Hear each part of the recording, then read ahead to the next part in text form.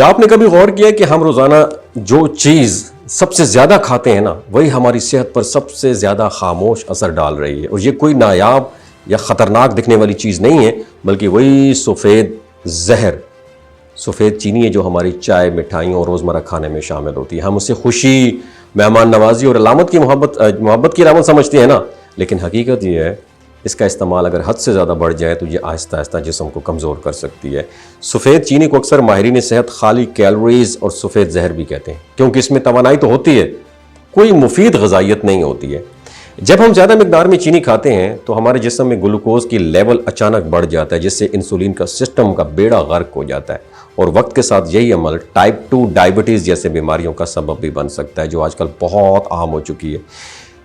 چینی کا ایک اور سب سے بڑا نقصان وزن میں اضافہ ہے، اور جب ہم میٹھی چیزیں کھاتے ہیں تو جسم اضافی شوگر کو چربی میں تبدیل کر دیتا ہے، جو کہ نہ صرف موٹاپے بلکہ ہارٹ ڈیزیز کے خطرے بھی بڑھا دیتا ہے۔ اور یہی وجہ ہے کہ زیادہ چینی کھانے والے افراد میں بلڈ پریشر اور کولیسٹرول کے مسائل بھی دیکھے جاتے ہیں۔ اس کے علاوہ چینی دماغ پر بھی بہت بڑا اثر ڈالتی ہے۔ تحقیقات سے یہ پتہ چلا کہ زیادہ میٹھا کھانے سے انسان کو بار بار شوگر کی طلب محسوس ہوتی ہے، جو میں سمجھتا ہوں ایک طرح کی عادت ہے، ایڈکشن ہے، ایک لت بن سکتی ہے۔ اس سے توانائی میں اچانک اضافہ ہوتا ہے اور پھر کمی آ جاتی ہے، جس کی وجہ سے تھکن، چڑچڑاپن اور کمزوری محسوس ہو سکتی ہے۔ تو لمبے عرصے تک یہی صورتحال ذہنی دباؤ اور توجہ کی کمی کا سبب بھی بن سکتی ہے۔ چینی کا اثر صرف اندرونی صحت تک محدود نہیں ہوتا، بلکہ یہ جلد اور دانتوں کو بھی نقصان پہنچاتی ہے، اور زیادہ چینی کھانے سے جلد جو ہے وہ جلدی بوڑھی نظر آنے لگ جاتی ہے، جبکہ دانتوں میں کیڑا لگنے، کیویٹی اور مسوڑوں کی بیماریوں کا خطرہ بھی بڑھ جاتا ہے۔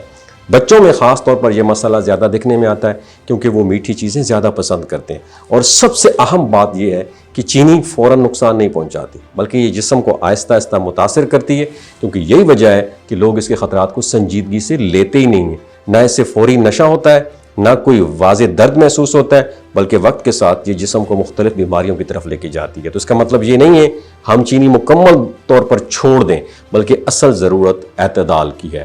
قدرتی مٹھاس جیسے پھلوں کو ترجیح دینا، میٹھی چیزوں کا استعمال کم کرنا اور روزمرہ خوراک میں توازن رکھنا صحت مند زندگی کی کنجی ہے۔